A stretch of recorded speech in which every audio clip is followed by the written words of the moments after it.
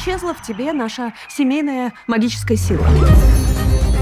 И что, я не стану волшебницей?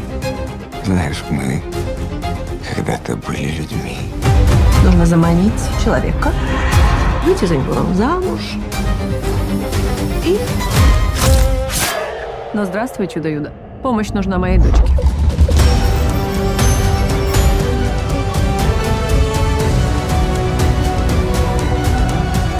Стала настоящей волшебницей.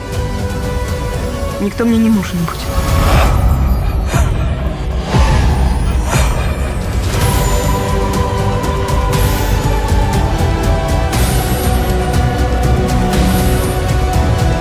Власть так хороша.